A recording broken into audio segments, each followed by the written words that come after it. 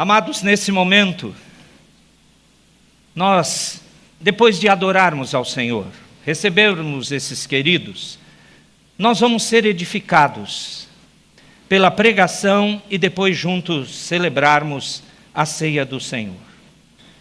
Eu peço que você abra a Escritura comigo, na sequência que estamos vendo das cartas de Apocalipse, na carta que o Senhor Jesus Cristo ordenou João escrever para a igreja que naquela ocasião se localizava em Tiatira, atual cidade turca chamada Akhisar. Apocalipse capítulo 2.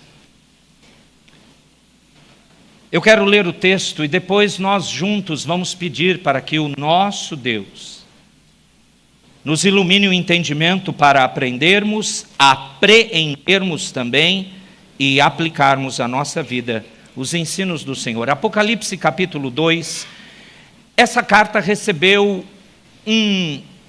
uma fala, uma escrita da parte do Senhor Jesus um pouco longa em comparação com outras. Versos 18 a 29, carta à igreja em Tiatira, Apocalipse capítulo 2, diz assim a palavra do nosso Deus. Ao anjo da igreja em Tiatira, escreve: essas coisas diz o Filho de Deus, que tem os olhos como chama de fogo e os pés semelhantes ao bronze polido. Conheço as tuas obras, o teu amor, a tua fé, o teu serviço, a tua perseverança e as tuas últimas obras, mais numerosas do que as primeiras.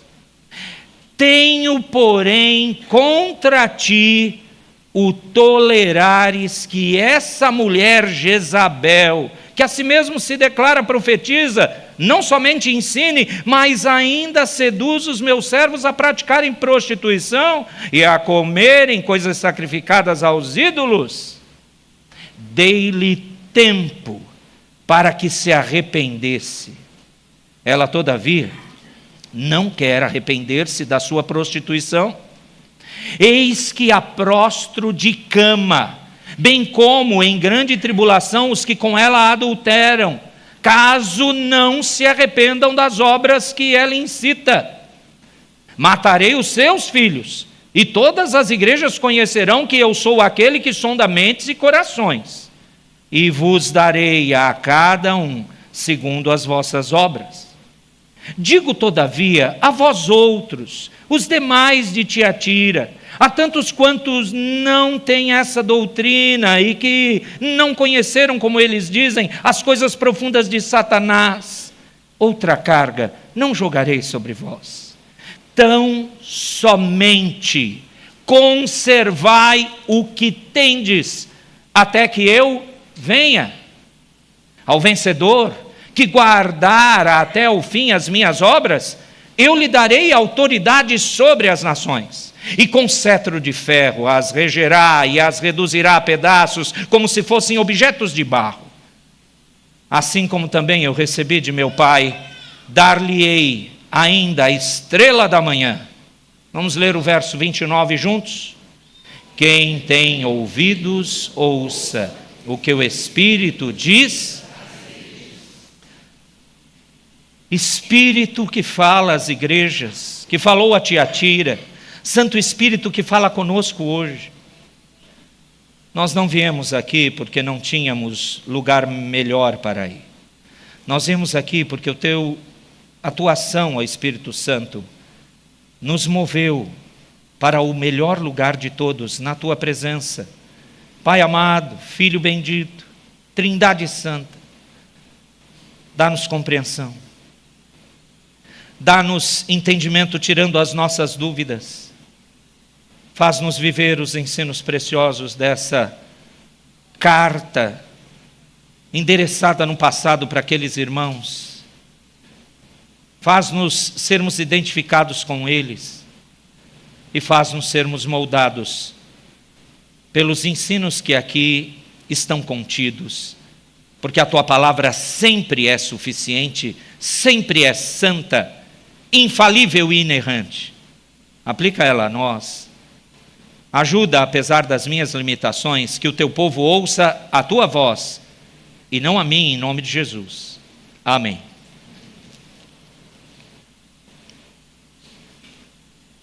Meus irmãos, nós estamos diante agora de uma sequência de igrejas problemáticas. Se o Senhor Jesus preparou assim a escrita das cartas e foi, portanto, ditando a João nessa ordem, é o que parece. E começa com Tiatira, depois Sardes e Filadélfia, Laodiceia. Problemas. Tiatira era uma igreja. Nós não sabemos, eu adianto, como ela foi plantada lá.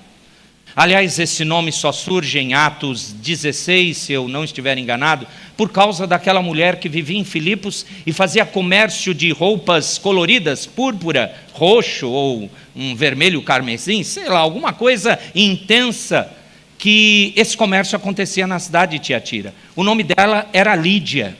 E ela ouviu e agarrou ao evangelho, foi convertida pelo apostolado, ou melhor dizendo, pela obra missionária do nosso conhecido apóstolo Paulo.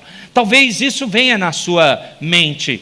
É a única menção além aqui de Apocalipse. Como é que é ser? Quando o Senhor e Salvador com santidade e com saúde espiritual da própria igreja. O Senhor Jesus não emitiu um manifesto instruindo então o seu povo, uma estratégia para você poder avaliar a igreja, a comunidade onde elas... Você não tem nada disso como foco central da igreja de Cristo. Ele também não enfatizou a necessidade de tolerância, validação, espaços espirituais seguros ou qualquer um dos outros pontos de discussão evangélicos que atualmente estão em moda. Em vez disso, o Senhor Jesus mostra que a sua preocupação é pela pureza da igreja. Ele queria que todo o seu povo soubesse como confrontar e como lidar com o quê?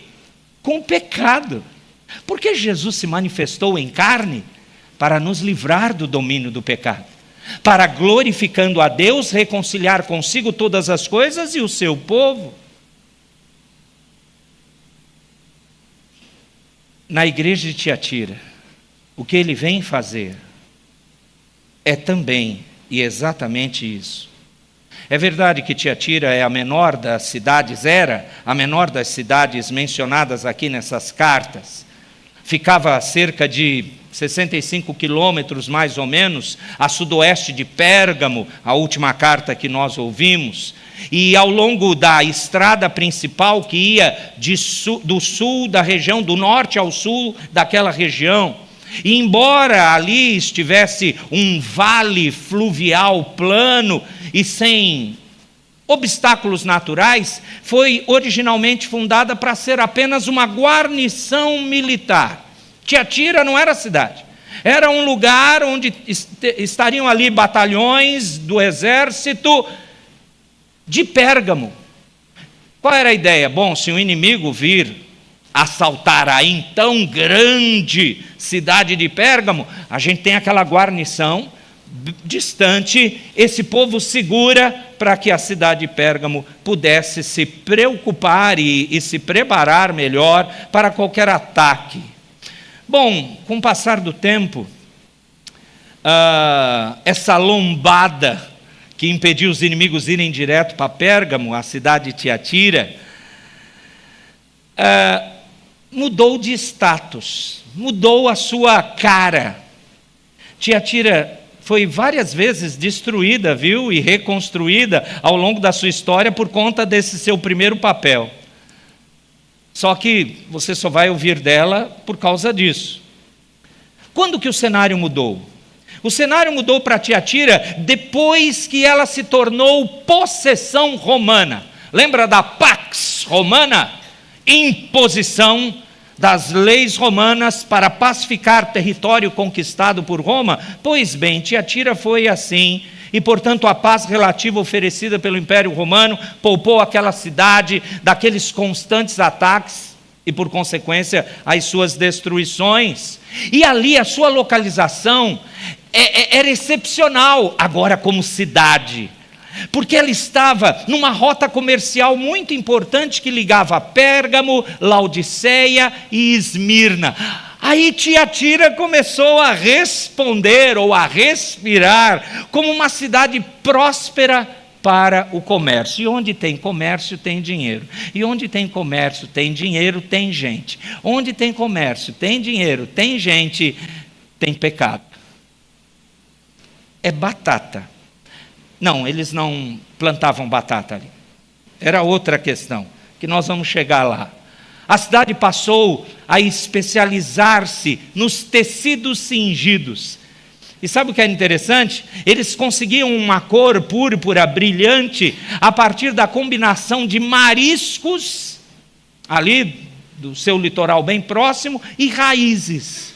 Mas o local também era atrativo para todo tipo de artesão.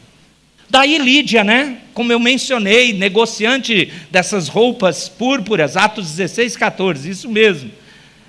Ela ia lá fazer comércio.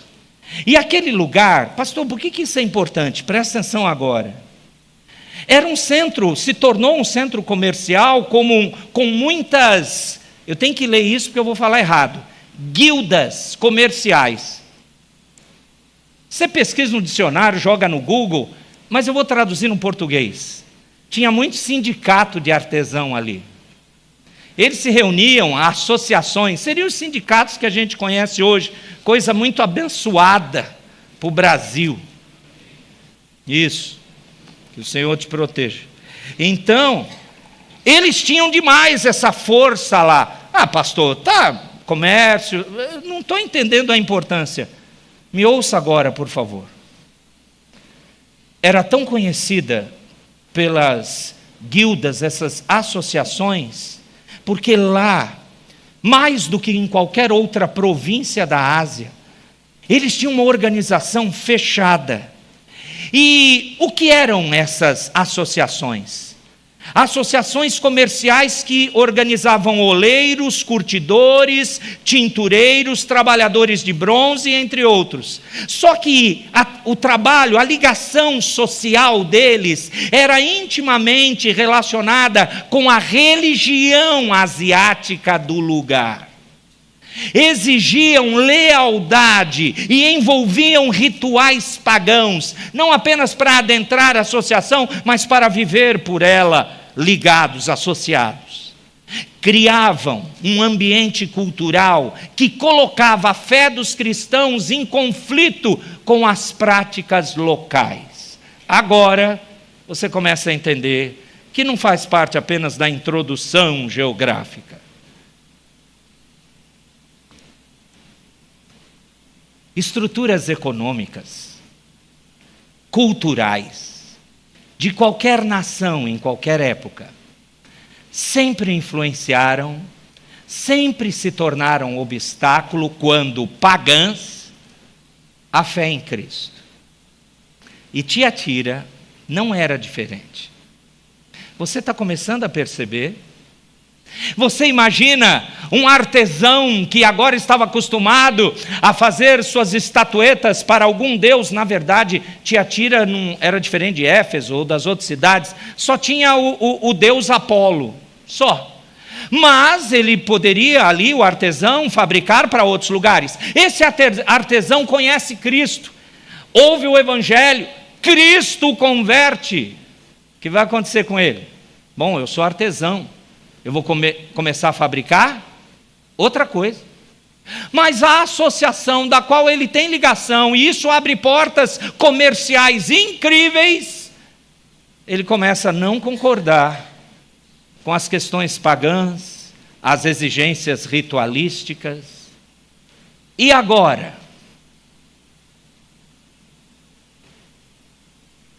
Quem vai segurar a fé desse cidadão? Como é que ele vai enfrentar? Você já ouviu histórias assim, não é? Perseguição no começo da igreja primitiva, pessoas perdendo seus empregos ou os clientes porque seguiam a Jesus. Agora eu creio que com esse pano de fundo, você compreende por que Tiatira era uma igreja que estava se corrompendo. Por isso que o título dessa mensagem é a realidade de uma igreja que se corrompe. Sim, irmãos. Uma igreja de Cristo pode se corromper. E principalmente nos nossos dias parece que é possível não estarmos percebendo ou sem querer abaixarmos a guarda e não avaliarmos o nível de corrupção que pode estar subindo como a maré, de pouco em pouco, e logo logo pode encobrir a igreja. Bom, os irmãos de Tiatira foram cobertos, e o texto deixa isso muito, muito claro. Em 3 partes você poderia resumir o que se encontra no texto. Primeira parte, Cristo elogia a igreja de Tiatira pelas suas obras cristãs de testemunho, e isso você encontra aqui no verso 19. Segunda parte, Cristo não só elogia, Cristo condena essa igreja pelo seu espírito permissivo, de compromisso idólatra. Aqui é que entra a corrupção.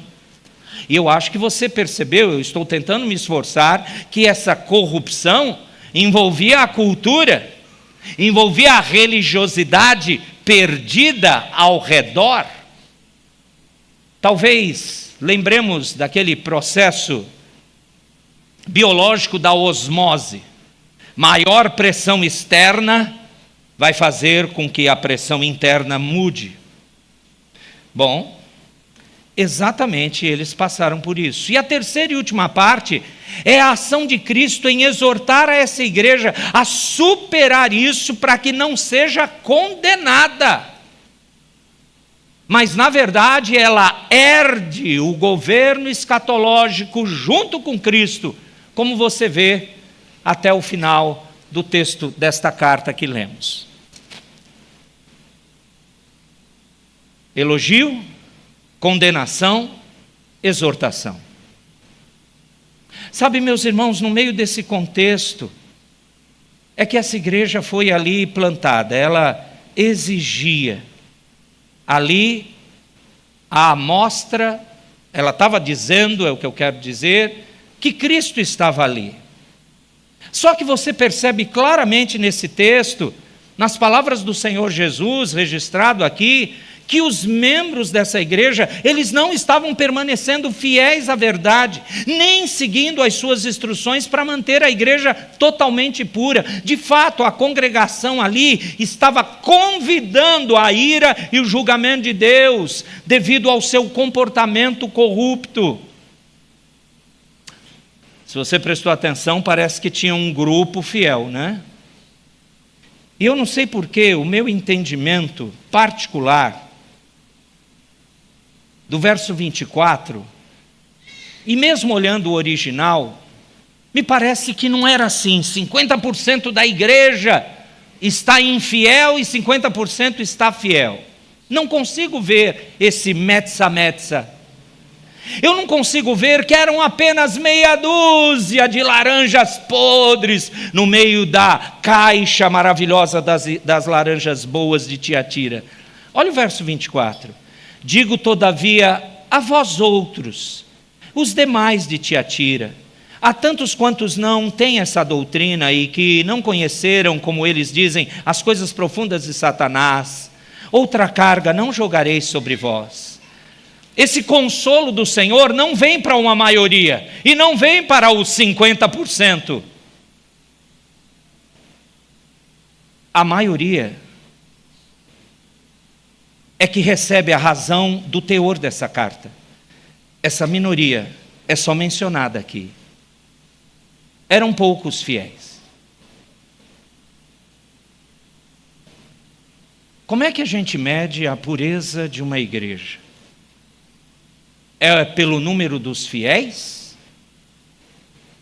Como a gente tem esperança de que uma igreja que tem se corrompido na sua prática cristã, no seu entendimento da Escritura, portanto, como a gente mede se há esperança para ela?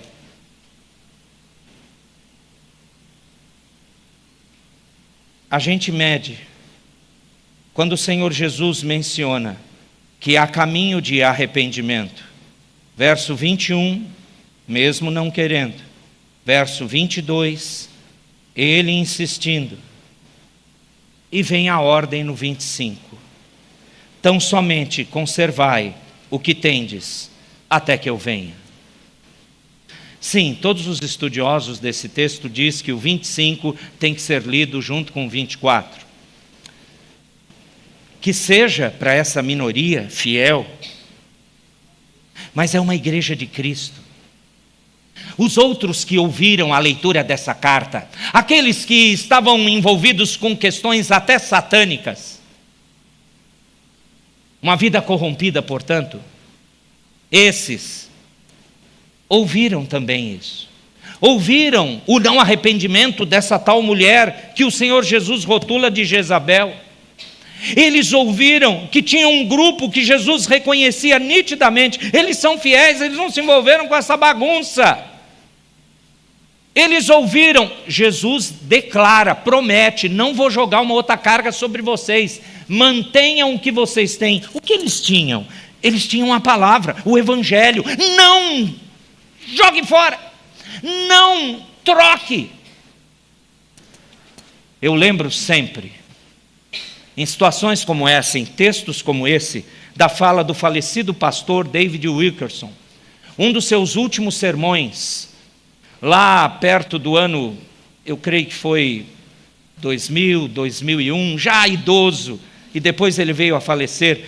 Você encontra esse sermão na internet. Se eu errei a data, pode ser talvez na virada do século 20 para o 21, mas é por ali, você vai encontrar. E é um trecho onde ele diz assim, ele está pregando contra a sociedade, ele está dizendo como a igreja estava se corrompendo, parece Jesus falando para Tiatira. E David Wilkerson dizia assim, ou disse assim, se eles não querem orar, eu vou orar.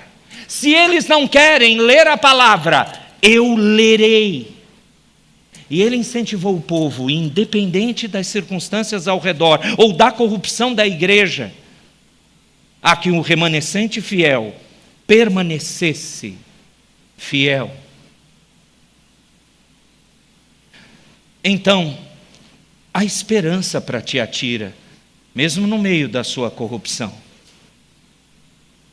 Se você compreendeu isso, nós devemos então olhar como Cristo está se apresentando aqui. No verso 18, ele é aquele que se intitula, ele mesmo, eu sou o Filho de Deus. Dizer-se Filho de Deus significa eu sou o Redentor mesmo, eu sou o Messias mesmo, eu sou aquele que salvo, eu sou aquele que condeno, eu sou o único que posso levar ao Pai. Mas o Filho de Deus, no verso 18, ele tem olhos como o quê? Chama de fogo. Irmãos, fogo sempre será no Novo Testamento, e no Antigo também, juízo de Deus. Os seus olhos penetram e veem tudo, não há nada encoberto da igreja de Tiatira, nada, nada. Talvez nós consigamos esconder de um ou outro irmão algum pecado, algum pensamento. A gente pode até ter uma cara para alguém e uma outra cara para outro alguém. Mas o texto está falando que o Senhor Jesus é aquele que tem olhos que veem tudo, olhos julgadores. Ele julga. E ele está chegando a essa igreja para purificá-la, com os seus olhos penetrantes e julgadores, como chama de fogo, e os pés semelhantes a bronze polido.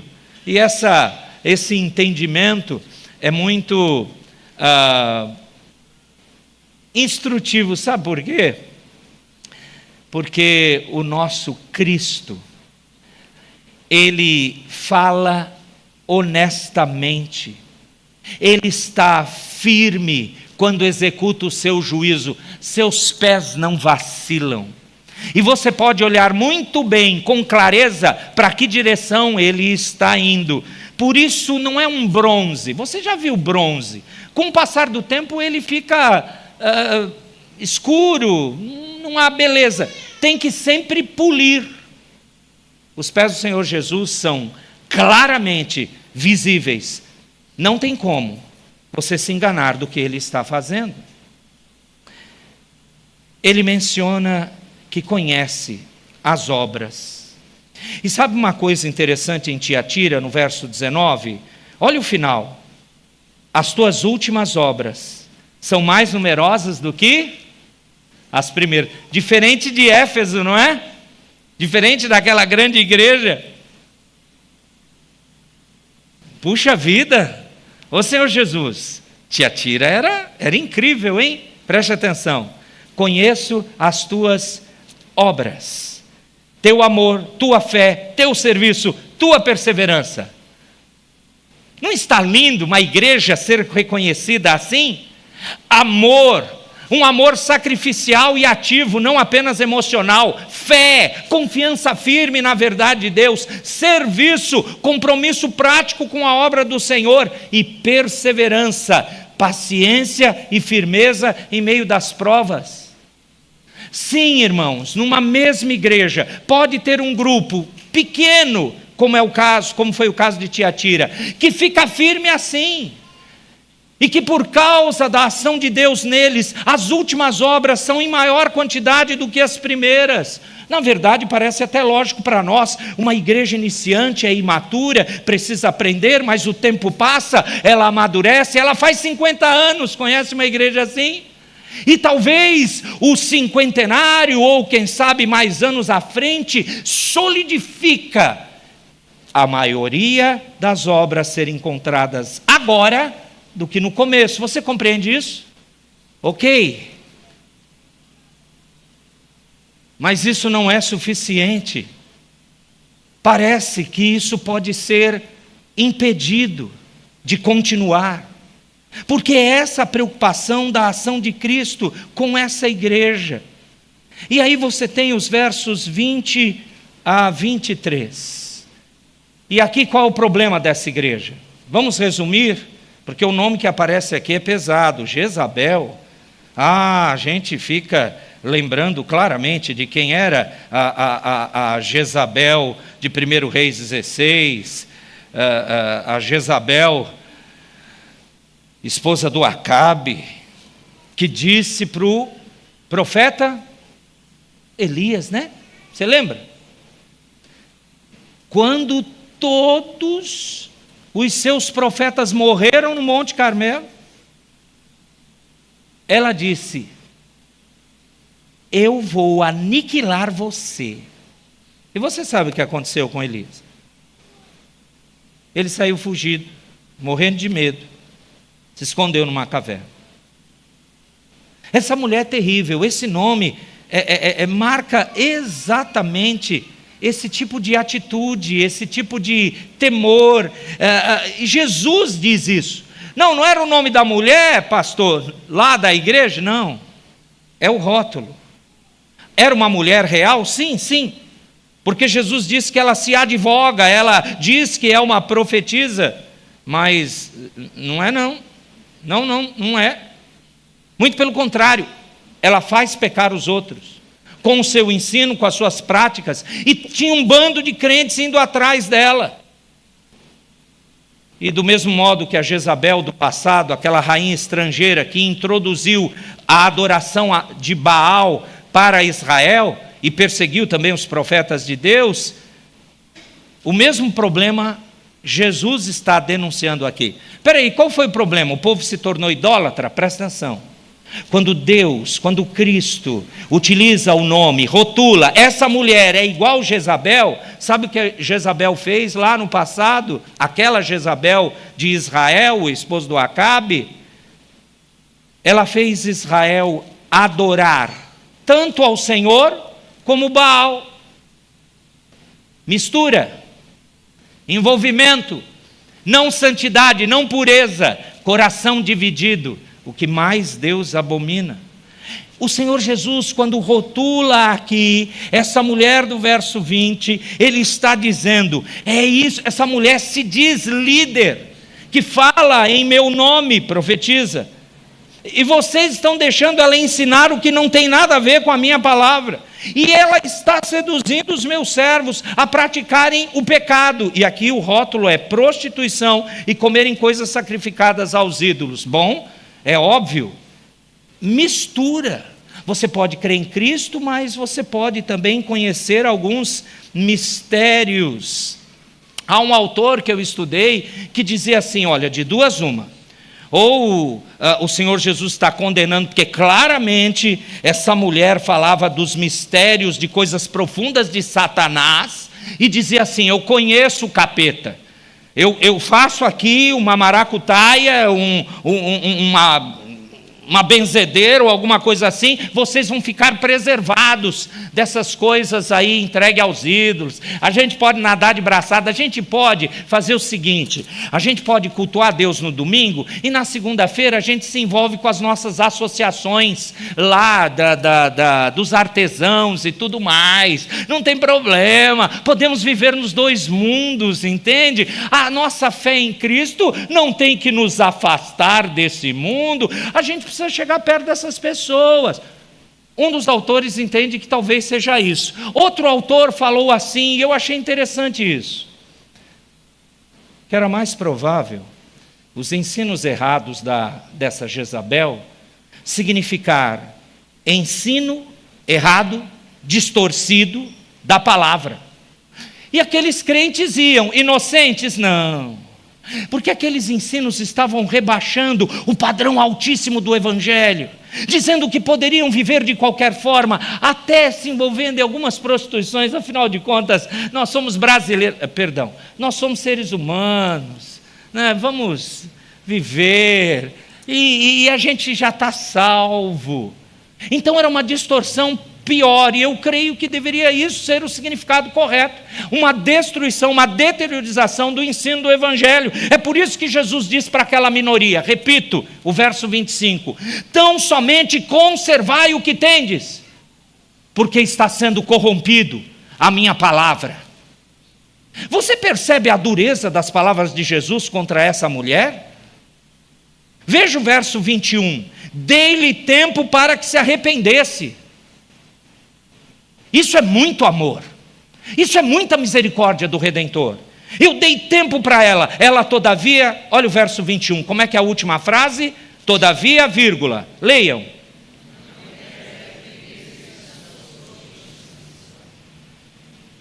Eu imagino nitidamente o Senhor Jesus tocar em outras famílias fiéis lá de Tiatira, chegando para essa mulher, irmã, não fale assim, não faça isso, não ensine dessa forma, isso está errado. E ela, você tem que se arrepender disso. E ela, não mesmo.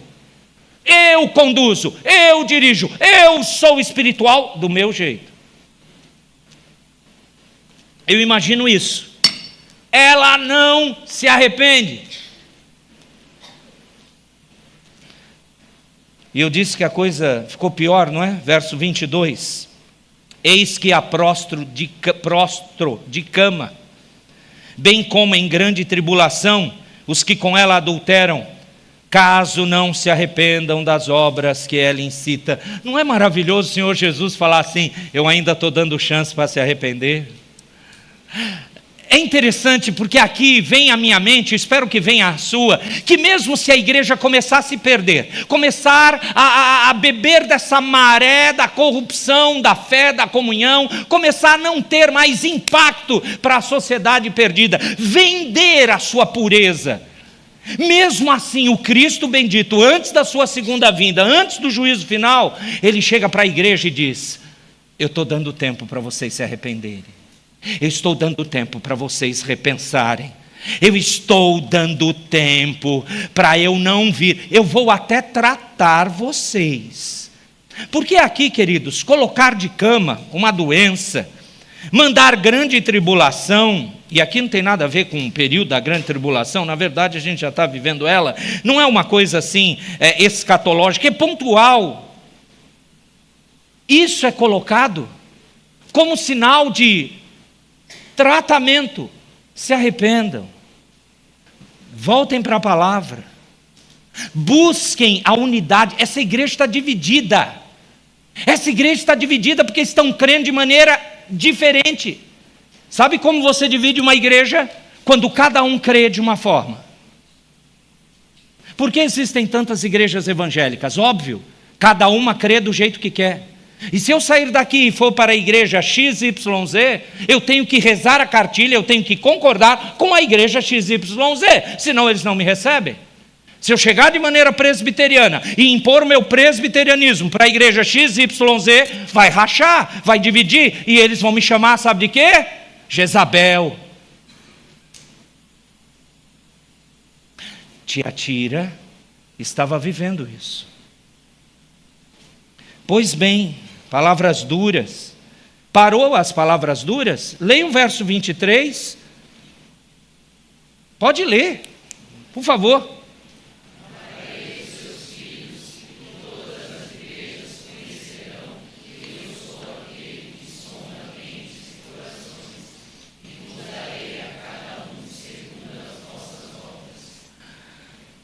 Meus irmãos, você sabe que lá no Antigo Testamento Deus ordenou matar todos os príncipes filhos de Jezabel.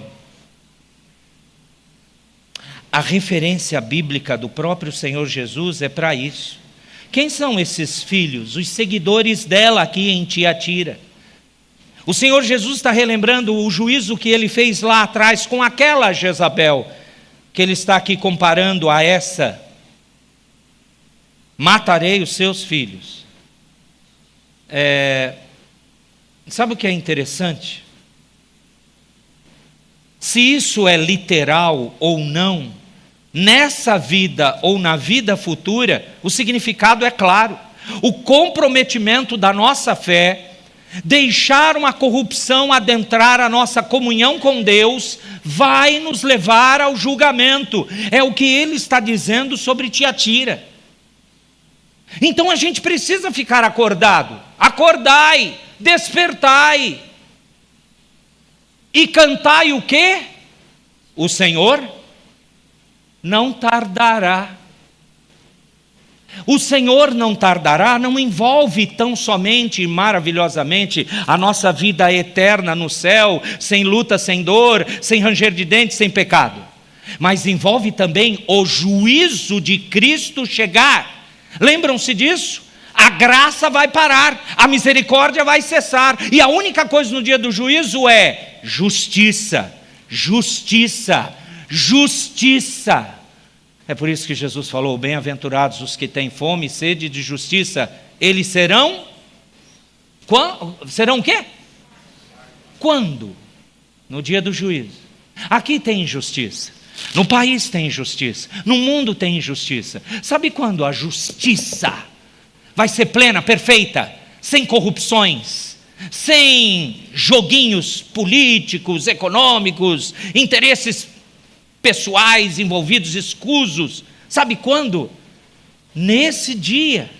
E para Tiatira é falado claramente, desde o começo, os olhos de chama de fogo do Senhor.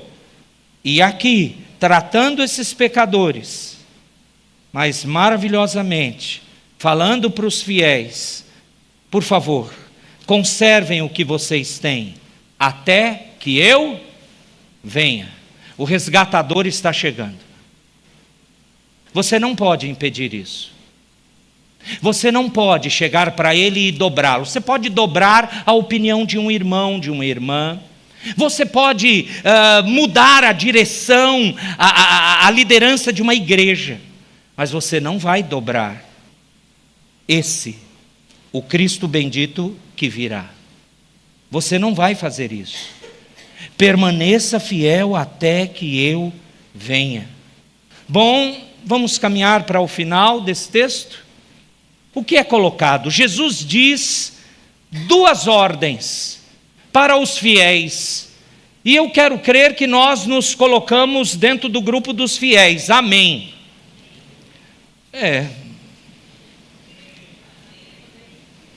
Bom, eu tenho que tocar o barco. Duas coisas Jesus disse para aquela igreja. Verso 25: apeguem-se ao Evangelho.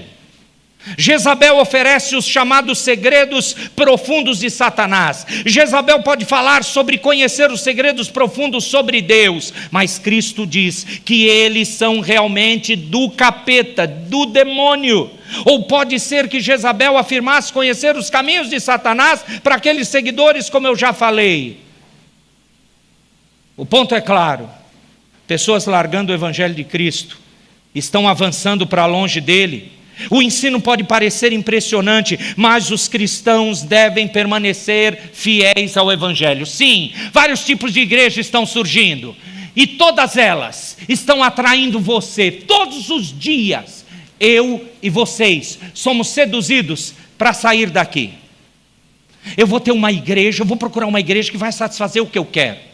Eu vou procurar uma igreja onde eu não vou encontrar aquele pastor, aquele presbítero, aquele irmão, aquela irmã, aquele professor de escola dominical. Todo o santo dia nós sofremos essas tentações. Só não vê quem não quer. Ou se você finge demência, como dizem. Não. É por isso que Jesus está falando: apegue-se, agarre-se, eu estou chegando. Não divida, não mude, não altere, permaneça fiel. Olha o verso 26 até o final. Segunda perspectiva, ou o segundo apegar-se: apegue-se à perspectiva celestial. Sabe o que é engraçado, meus amados? Quando você lembra do Salmo 2, Deus proclama lá o Messias como seu filho e lhe dá toda a autoridade. Agora é Jesus que nos dá a autoridade para a gente proclamar o seu nome. Lembra de Mateus 28? Então vencemos as nações através do nosso testemunho de sofrimento. Por que você está sofrendo? Porque eu quero fazer a vontade do Senhor.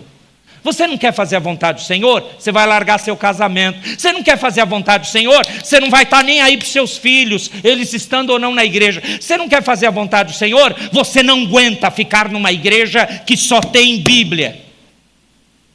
Quando você não quer fazer a vontade do Senhor, não fazer a vontade do Senhor acovarda os homens.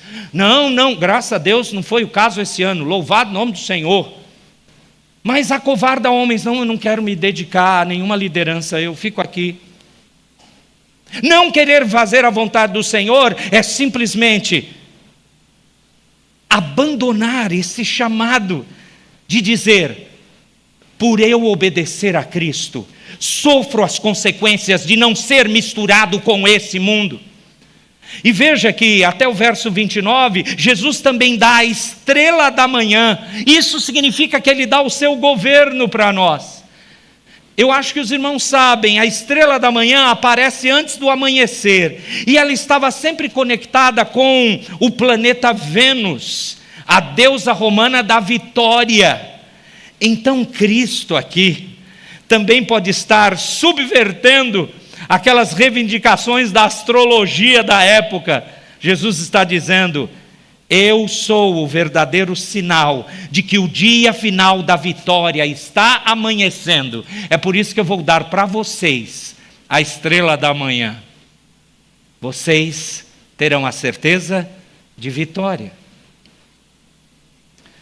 Gente amada do Senhor, se você compreendeu tudo isso do texto, o que é que você deve fazer? Vamos de trás para frente. Você entende que você precisa perseverar, mesmo não fazendo parte da época da igreja de Tiatira, mas fazendo parte de um século que mistura tudo, que quer incluir tudo, e você é o único que diz: não, eu só quero a palavra. Você entende que a nossa igreja, ela pode mudar, ela pode sofrer a pressão e aquela história, a história que eu ouço irmãos muito mais vividos do que eu aqui falarem: essa igreja é firme na palavra. E quando deixar de ser? Porque ficar firme na palavra incomoda todo mundo: Satanás, o mundo perdido e crentes não tão crentes assim. Você fica preocupado se de repente essa igreja presbiteriana unida de Suzano mudar a casaca? Você fica preocupado? O que do cinquentenário estamos comemorando? Você fica preocupado? Daqui a instantes nós vamos tomar a ceia. O que tomarmos juntos a ceia representa? Nós sabemos que fomos resgatados por um único sangue, por um único corpo partido. Ou eu vou continuar admitindo coisas mundanas? Você sabe o nível de mundanismo que ronda a sua casa. Você sabe o nível de mundanismo que ronda os seus pensamentos. Eu não estou lidando com crianças na fé. Vocês são adultos espirituais. Vocês estão compreendendo. Todo o alarme tocado por Jesus na igreja de Tiatira é para nós hoje. Por quanto tempo você pretende ficar fiel? Sabe o que deveríamos procurar? Fazer melhor que Tiatira. Continuar vivendo o verso 19. Continuar vivendo o quê? Leiam comigo juntos para terminarmos essa mensagem.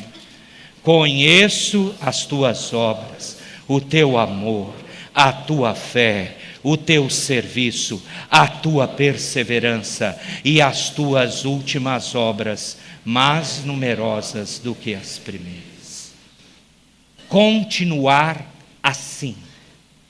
E qualquer sinal de desvio, grite, junte os crentes, dobre seu joelho em oração e volte para a palavra. Porque os dias são maus. Não será sombra e água fresca até a volta do Senhor. Ele nos disse, tão somente, verso 25, conservai o que tendes até que eu venha. Que o nosso Deus verdadeiramente aplique isso ao nosso coração. Amém.